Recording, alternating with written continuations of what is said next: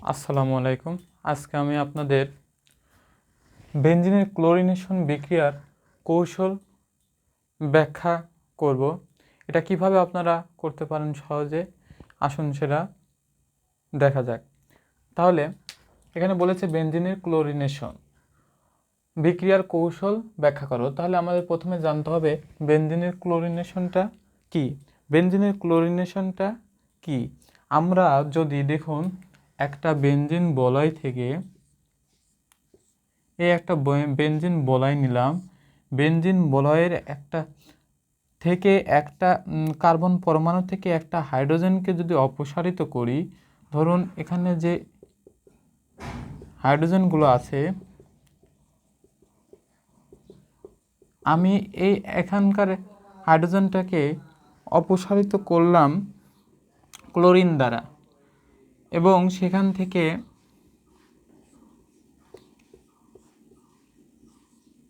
Chlorobenzene উৎপন্ন হলো। তাহলে এটা হচ্ছে বেনজিনের ক্লোরিনেশন। কিন্তু মূল বিক্রিয়াটা কি হবে? তাহলে এখানে ক্লোরিন আসবে, এখানে শুষ্ক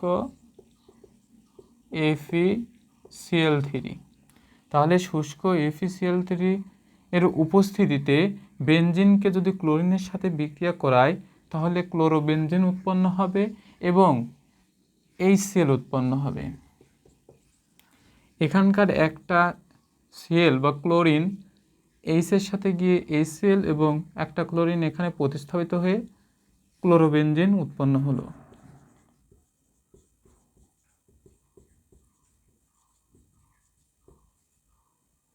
এবার আমরা এই ক্লোরিনেশন বিক্রিয়াটার কৌশল আলোচনা করব।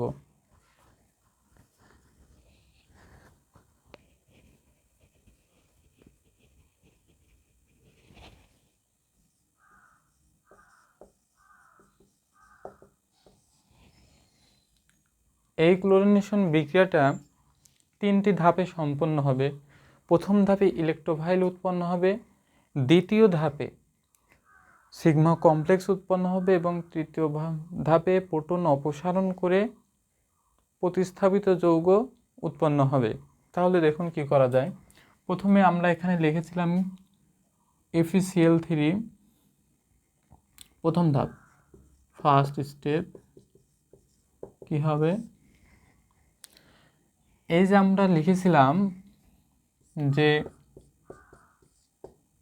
বেনজিনের সাথে ক্লোরিন, এখানে শুষ্ক FeCl3, এখানকার এই ক্লোরিন এবং শুষ্ক FeCl3 আমরা প্রথম ধাপে নিব। তাহলে ক্লোরিন প্লাস FeCl3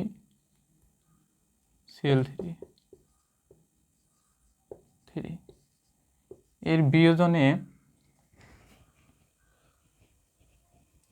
এটা একটা লুইস অ্যাসিড, আমরা সবাই জানি এর ইলেকট্রনের ঘাটতি থাকে।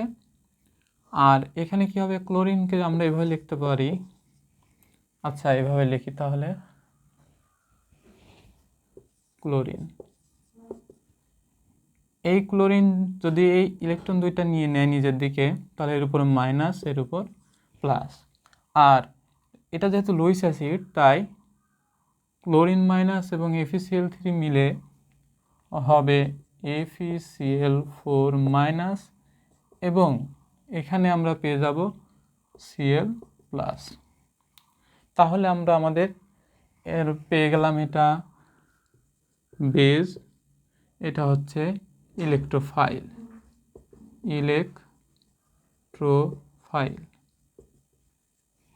দ্বিতীয় ধাপে, সেকেন্ড স্টেপ, এই যে আমরা ইলেকট্রোফাইলটা পেলাম, এটা বেনজিন বলয়ে আক্রমণ করবে।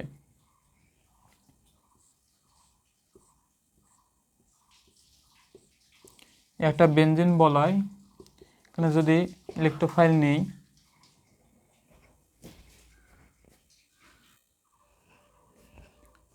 এখন কি হবে? এখানে আমাদের বইয়ে এইভাবে দেওয়া আছে যে ইলেকট্রোফাইল পা ইলেকট্রন দ্বারা আকৃষ্ট হয়ে যে কোনো একটি কার্বন পরমাণুর সাথে বন্ধন গঠন করার মাধ্যমে সিগমা কমপ্লেক্স উৎপন্ন হয়। কিন্তু আমরা এইভাবে দেখাবো না, আমরা একটু অন্যভাবে দেখাবো। আমরা সবাই জানি এই যে বেনজিন বলয়ের পাই ইলেকট্রন, এই যে পাই বন্ডে থাকা পাই ইলেকট্রন, এগুলোকে বলে পাই ইলেকট্রন। এখন পাই ইলেকট্রনগুলো সঞ্চারণশীল হয়। তাহলে সঞ্চারণশীল হলে এই পাই ইলেকট্রন যখন এখানে আসবে তখন এখানে মাইনাস হবে, এখান থেকে চলে যাওয়ায় এই বন্ডটা ভেঙে যাবে, তাই কী হবে, এখানে প্লাস চার্জ আসবে। এইভাবে আমরা এখন এখানে রেজোনেন্সটা সহজেই দেখাতে পারবো। দেখুন, আর এখানে একটা হাইড্রোজেন আগে থেকেই থাকে, তাহলে কি হবে, এখানে প্লাস চার্জ আসলো, এখানে এই ইলেকট্রনের আধিক্য হওয়ায় এখানে এই ইলেকট্রোফাইল এসে যুক্ত হবে, তাহলে একটা ক্লোরিন এবং এখানে আগে থেকে হাইড্রোজেন ছিল সেটা দিয়ে দিলাম। এখন এখান তো বন্ড ভেঙে গেছে, তাহলে দেওয়ার প্রয়োজন নেই, এখানে বন্ড ছিল দিয়ে দিলাম এবং এখানে বন্ড ছিল, তাহলে এখানে ঘাটতি আছে, এখান থেকে এখানে যাবে, তারপরের ধাপে কি হবে, যা ছিল তাই, এখানে ক্লোরিন এখানে হাইড্রোজেন। তাহলে এখান থেকে যখন এখানে বন্ডটা যাবে তখন একটা এখানে বন্ধন হয়ে যাবে, এখান থেকে চলে গেছে বন্ড, তাই এখানে একটা পজিটিভ চার্জ এবং এখানে যা ছিল তাই, আবার এখান থেকে এখানে আসবে, পরের ধাপে যা ছিল তাই, এখান থেকে যখন বন্ড চলে যাবে এখানে একটা পজিটিভ চার্জ, এখানে একটা নতুন বন্ড আসলো, এই যে দিলাম, এবং এখানে যা ছিল তাই। তাহলে আমাদের গঠিত সিগমা কমপ্লেক্সটা হবে, দেখুন এখানে যা ছিল তাই, আমাদের দ্বিবন্ধনটা এখানে এখানে এখানে আসছে, তার মানে এই পর্যন্তই আছে, কিন্তু এটাতে নাই, তাহলে এখানে একটা পজিটিভ প্লাস, আর এখান থেকে এটা এই পর্যন্ত দিলাম, কারণ আমার এই পর্যন্ত কোনো দ্বিবন্ধন নেই। এবার এটা আমাদের উৎপন্ন সিগমা কমপ্লেক্স উৎপন্ন হলো। এইবার কি করব, থার্ড স্টেপ, এবার বেজের কাজ। প্রথমে সিগমা কমপ্লেক্সটা এখানে যেমন ছিল লিখলাম, ক্লোরিন, এখানে হাইড্রোজেন, এখানে দিলাম, এই যে সিগমা কমপ্লেক্স আঁকাইলাম। এরপরে এর সাথে আমার বেজ আসবে, FeCl4-। এখন এখান থেকে কি আছে, একটা জিনিস বলতে ভুলে গেছিলাম, এটা হচ্ছে স্লো, এই প্রক্রিয়াটা স্লো, তাই একে হার নির্ধারণকারী ধাপ বলা হয়। আর এখানে এই প্রক্রিয়াটা হবে ফাস্ট। আচ্ছা, এখান থেকে একটা প্রোটন বের হয়ে যাবে, প্রোটন বের হয়ে গেলে এখানকার এইটা এখানে চলে আসবে, ফলে বেনজিন বলয়ে 3টা পাই বন্ড ফিরে পাবে। তাহলে কি হলো,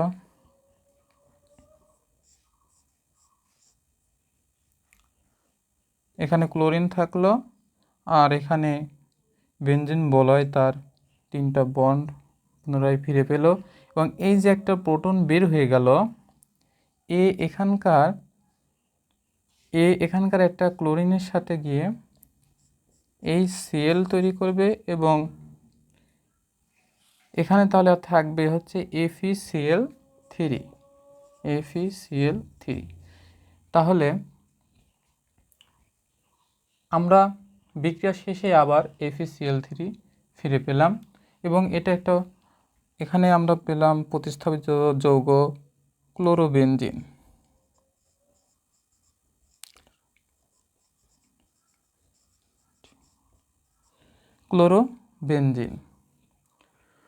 তাহলে আশা করি আমরা আমাদের এই বেনজিনের ক্লোরিনেশন বিক্রিয়ার কৌশলটা বুঝতে পারলে অবশ্যই আমাদের চ্যানেলটিকে সাবস্ক্রাইব করবেন এবং লাইক শেয়ার করবেন। আসসালামু আলাইকুম।